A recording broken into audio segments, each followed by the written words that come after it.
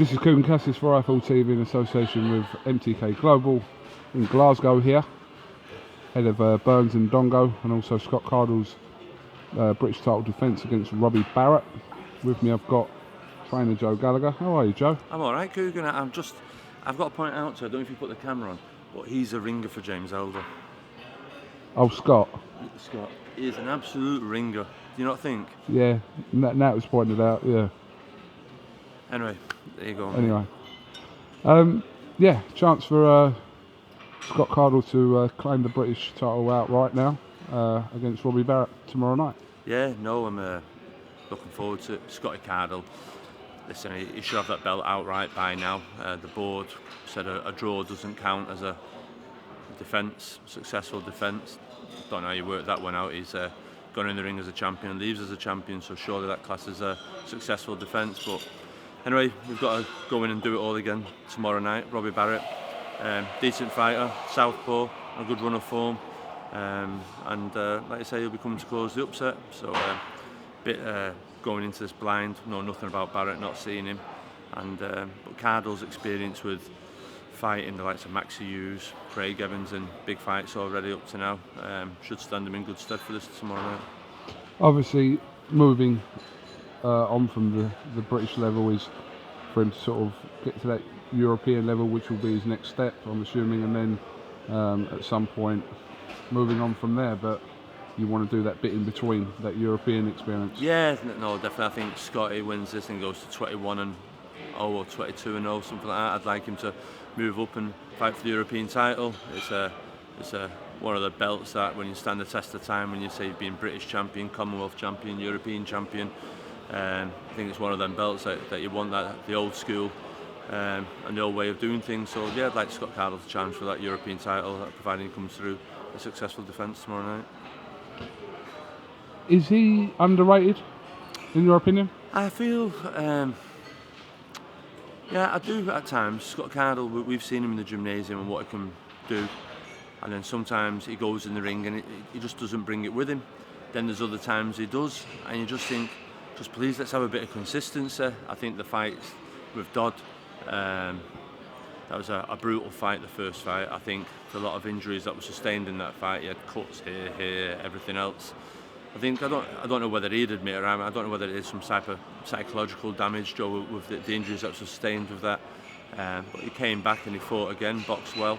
And since then he's had a couple of wins. Came out with Kevin Hooper, and I do feel the confidence is coming back in him. His tail's up, and he's ready to push on. And sparring sessions for this fight, he's been more consistent, and that's what we need now. We need him to go out there and put performance in like he did against Kevin Hooper and get the momentum going again. We shall see tomorrow night. Yeah.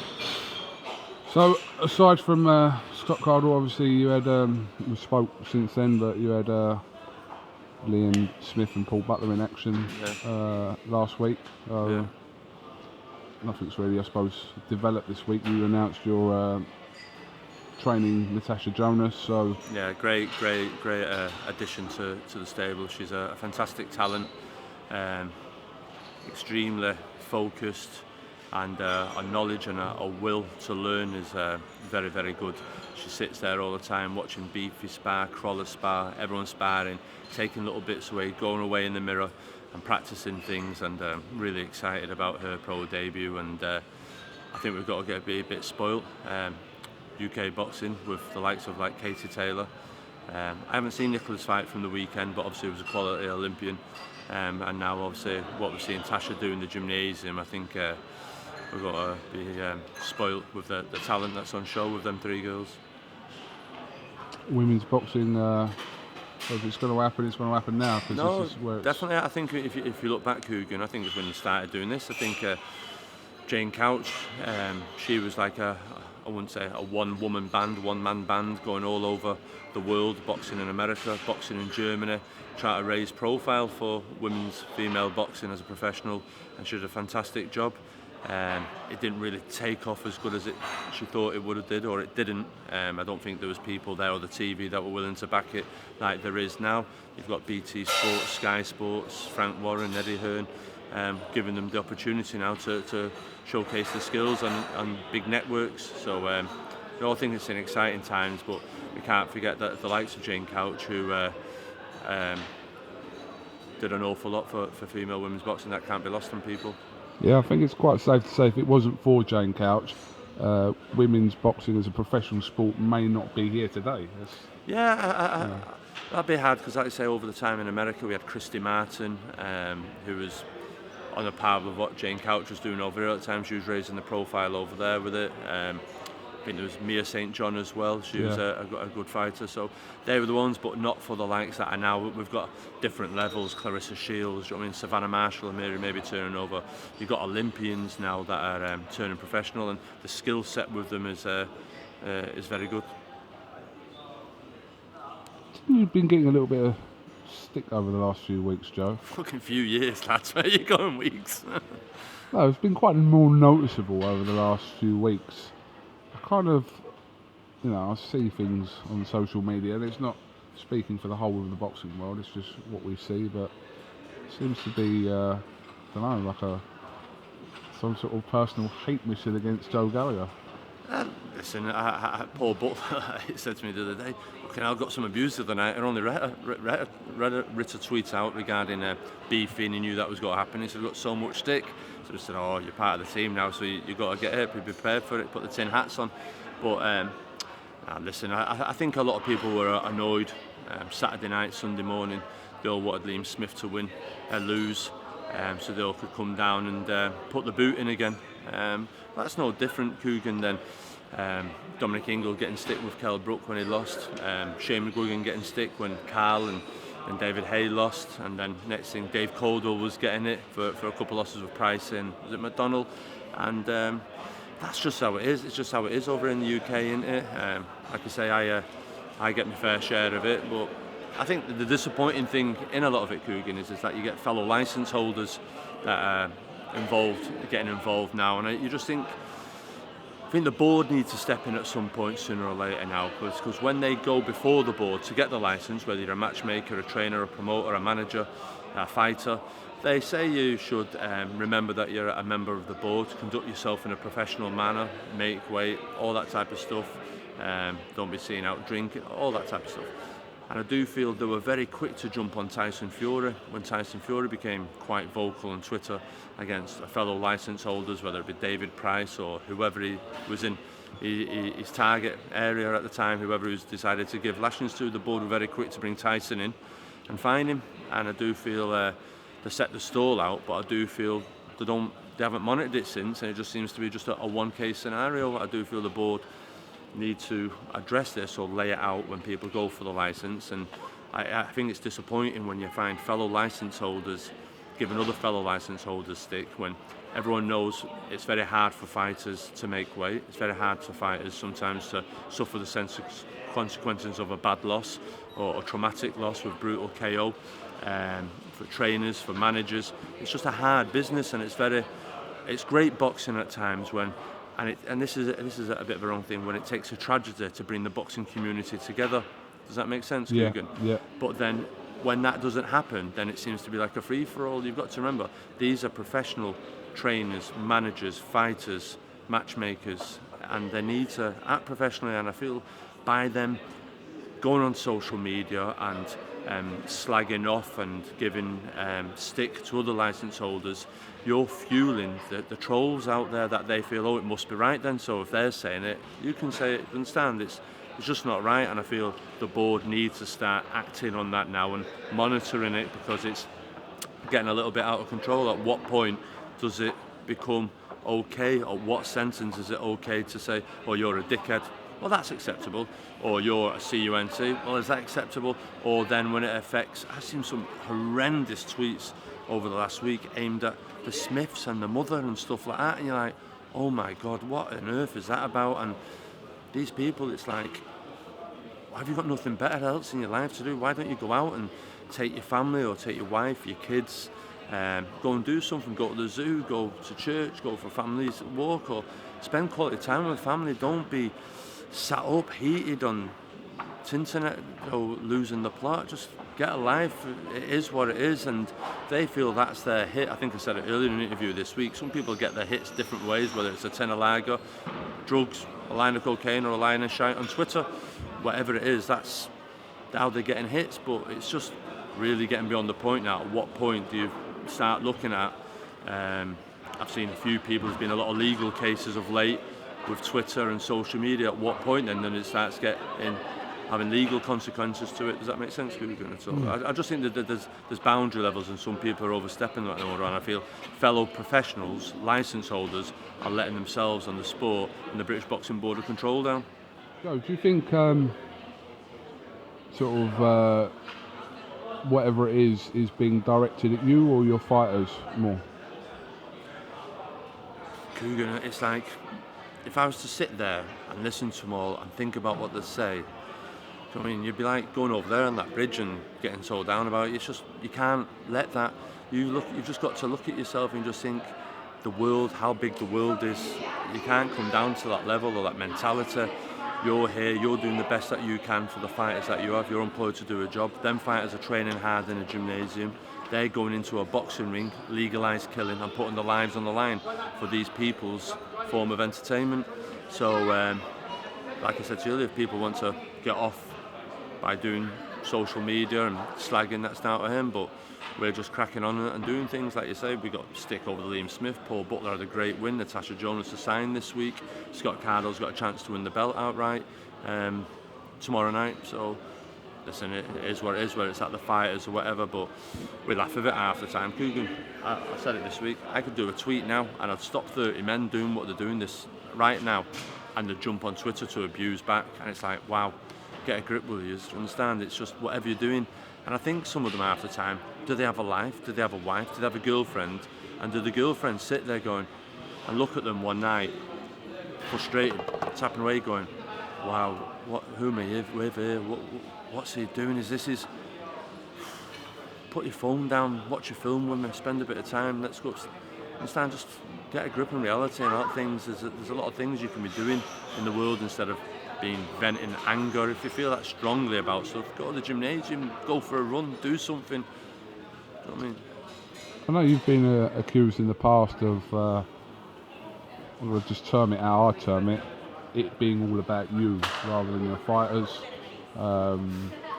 Is that because you probably are more vocal than other trainers, or is it because... Oh, no, I totally disagree about that, KUGAN, when people say it's all about you. I'm not saying No, I'm just saying what you've been accused of. I just highlight your point. If you go to America, KUGAN, and you're doing I Film London, and then you say, oh, there's Andre Ward, would you expect to interview Virgil Hunter? Yeah. Okay, Danny Garcia, Old Man Garcia. Yeah. Freddie Roach, Manny Pacquiao. That's how it is. Yeah, okay. So over here in England, when Adam Booth had David Hay and George Groves, did you interview Adam Booth? Yeah. If you're dealing with Carl Frampton, would you interview Shane McGuigan? Yeah. If you interview Carl Frott, would you speak to Robert McCracken? Yeah.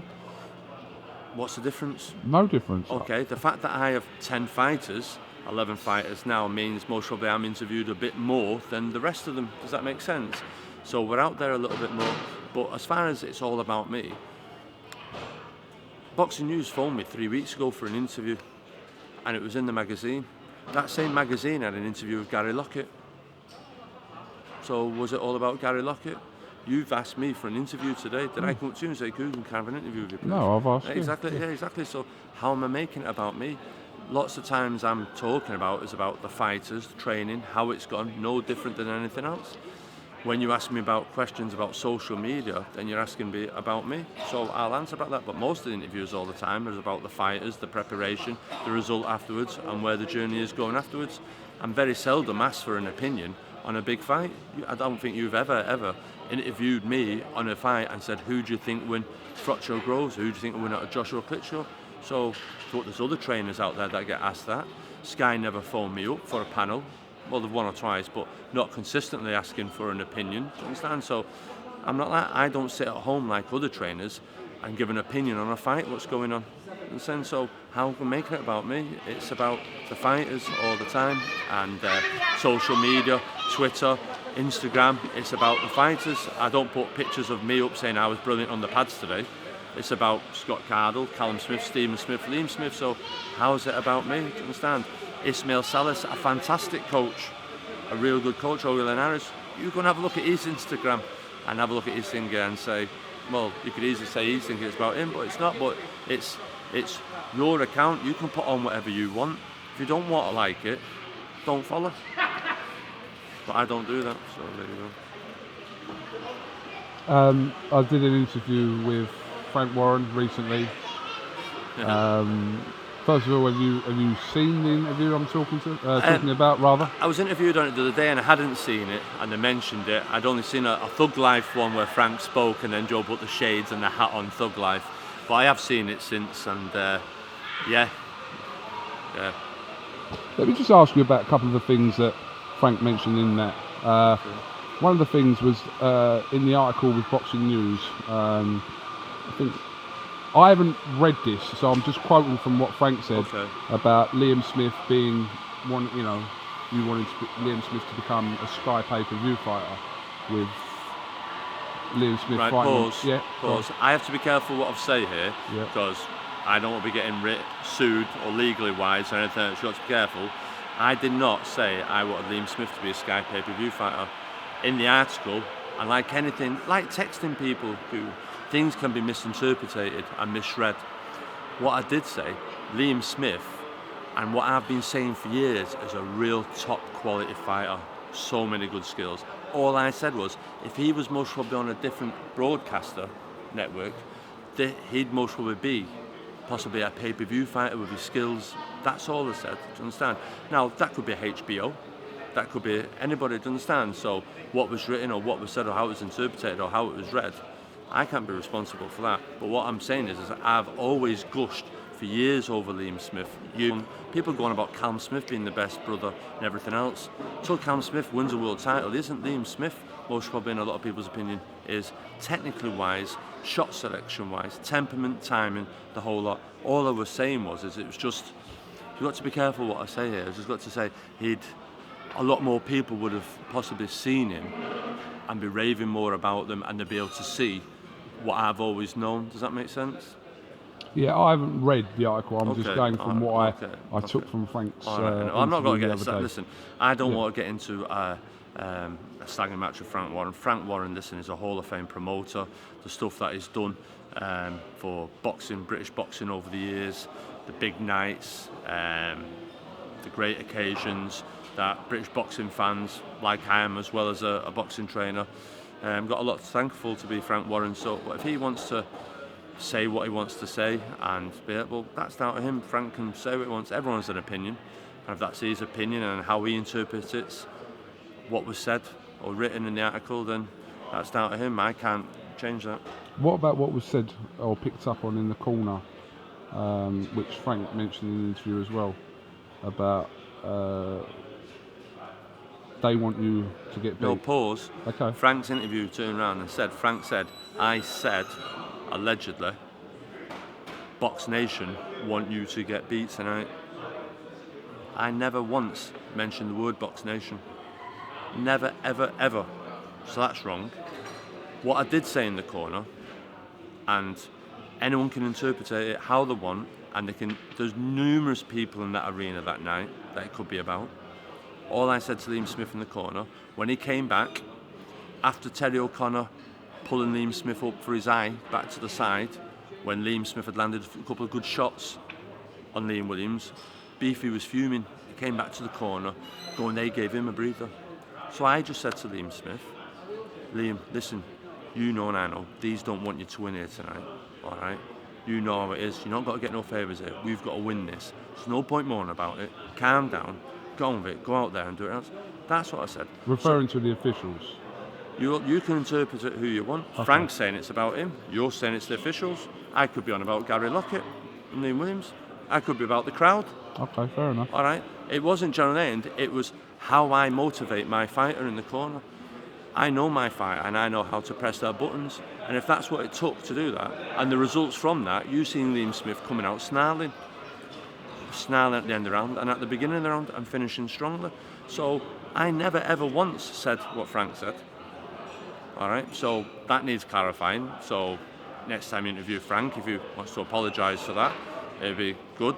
But if he doesn't, then so be it. But got to move on. We're just moving on. Liam Smith, it was a great fight. I'm sure they'll do it again.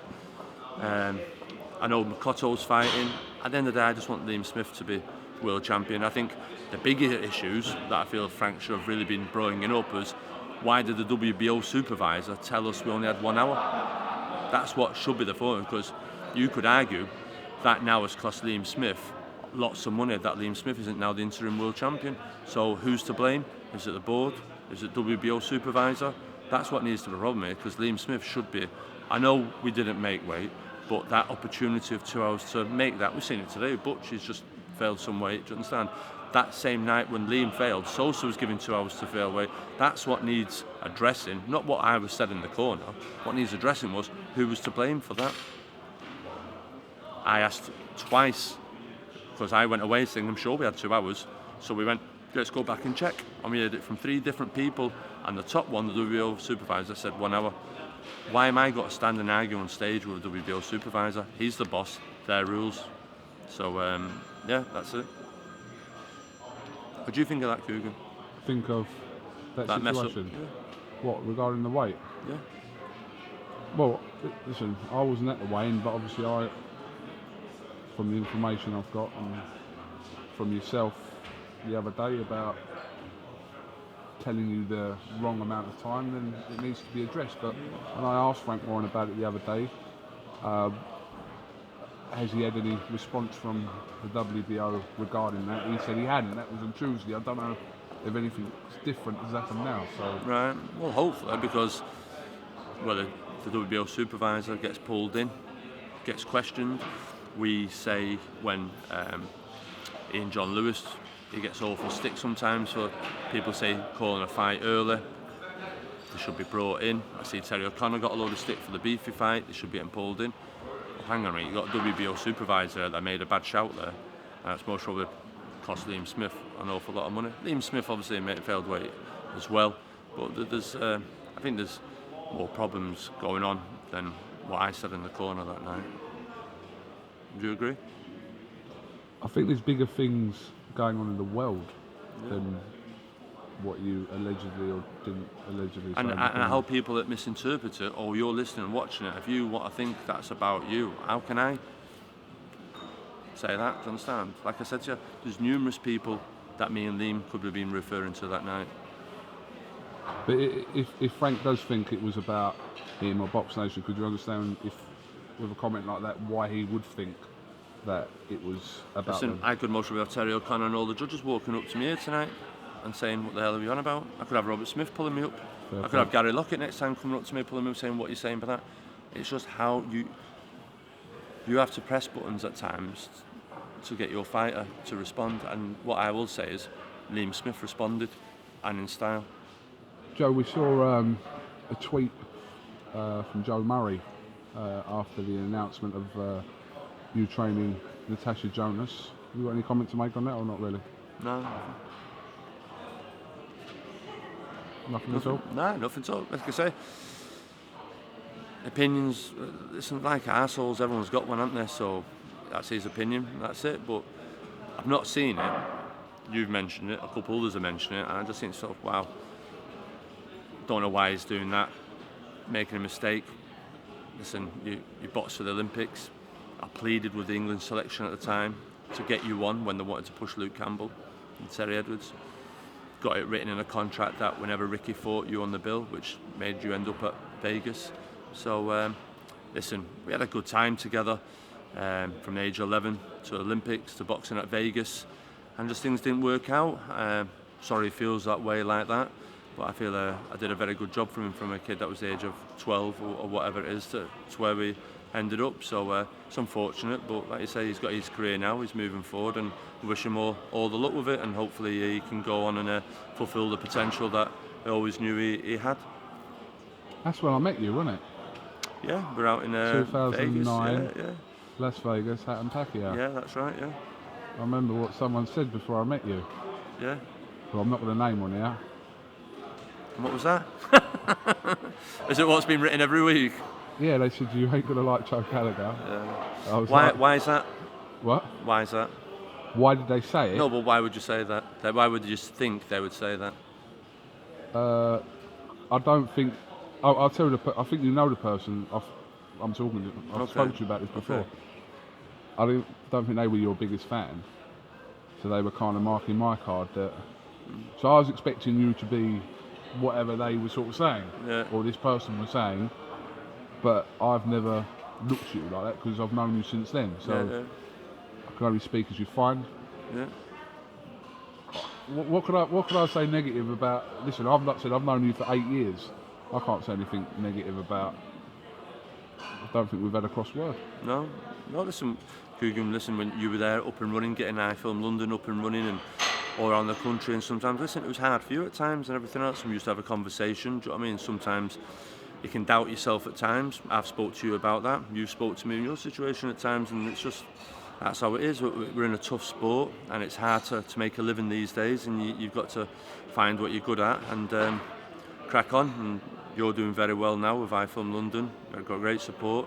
You're getting good viewing figures, and like I say, we're not doing too bad ourselves in the boxing game. So yeah, listen, enjoy it. Like I keep saying to lads, enjoy it for however long it lasts, because someday, not to quote-take that, but this is somebody else's dream. So just enjoy it. Be happy. Wear a smile. And if you make friends along the way, great. If not, just enjoy the journey. Don't be bitter, be happy. Okay, I think we can leave it on that, Joe. Yeah, no problem. Just a quick question, Joe. Any update about Darrell and Callum? No, contracts should be done very soon. It's with the lawyers at the WBC. There's just a few sticking points, but it's with the lawyers at the WBC. We're just waiting for Maurizio and their lawyers to come back, and hopefully we'll get that signed very quickly. I did see that Tom Brown won the purse bids for Selby Barrios yesterday. Pay $1,000. That's $1,000. I think one bid $600,000, and they won it with $601,000. It's like $1,000 for that amount of money. Yeah. That's a bit close to the wire, that there, isn't it? So yeah. So we're just waiting. Callum Smith is training, is ticking over, and is ready to go. And no, really looking forward to that. And I've got a big summer ahead, mate. Big summer of boxing, and we'll just go onwards and upwards. Is there anything you'd like to add? No, mate, just that's it. Life's good. Getting on with life. Boxing, training. Like I say, Paul Butler, didn't touch him there. Fantastic at the weekend. Absolutely class. Been a breath of fresh air in that gymnasium. Good. Lads are watching what he does. He's just a good fighter. He's very similar, like Tasha. He's watching what the other lads are doing, being around the big events, that Crawler show, he fought the other week, Tasha as well. They're soaking it all in, and it's a great time for them people. He's big fight now. Hopefully he'll come off with Jamie McDonnell, and that's another big fight. And he's a talented kid, Paul Butler, and hopefully he'll become a two-time world champion. Okay, Joe. No problem, KUGAN. Thank you Good very to much. talk. Yeah. I'll tell you what, you've been getting a lot of good publicity for Tesco's recently. People are associating What's you with that about? Tesco's. I don't actually know. Fucking Tesco Joe. Fucking Tesco's and Yorkshire Terriers, what are they about?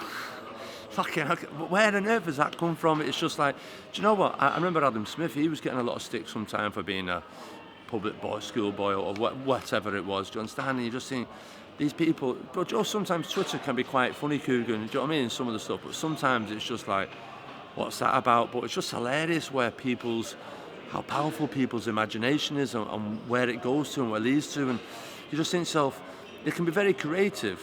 And you just think, go and, what's the word I could say? Go and put that creativity to some good use somewhere else, do you understand? And or be at the comedy stores, or stand-up comedian, or be whatever. But sometimes you look and you go, wow, that's dangerous, that as well. So yeah, no, you just got to laugh it off and crack on, aren't you? Do you know what I mean? And what makes me funny, KUGAN, it's laughed at that you see people going, really? Where's that? Where's that? What, there's a video of it? Where's that? And you just think, oh my God, seriously, don't tell me you believe that. And you just think, wow, how gullible are some people? It's just, it's hilarious. It's just got to laugh about it. We don't have a right laugh. It's just, flipping hell, KUGAN, listen, we've all Eddie Hazlitt, on Adam Booth before. Listen, it's just, you got to laugh about it. It's a backhanded compliment, really, like people taking the time out of the day to think of stuff and everything else, and you just think, wow, fucking thank a couple of minutes of your day to make up shite like that. It's just fantastic. But listen, let them crack on and enjoy their lives. You seem to me more of a Waitrose kind of guy. Well, fucking can't get seen in Tesco now, can I? But what's wrong with shopping at Tesco? I shop at Right. Tesco. I'm at Tesco. All right. Well, Joe, if I do where tomorrow's Sunday, might do a weekly shop in Sainsbury's next week. I wonder if they'll change it to Sainsbury's. What about if we got a Sainsbury's? So they've got Starbucks in Sainsbury's. Yeah, I think we'll start shopping at Sainsbury's. See, can I get upgraded? So yeah, there you go. So Gallagher, thank you very much for talking to No iFL problem. TV, and best of luck with Scott Cardle tomorrow night, and we'll catch up with you after the fight. No problem, Kugan. Thanks for your All right. time as always. No problem. Thanks, mate. Thanks.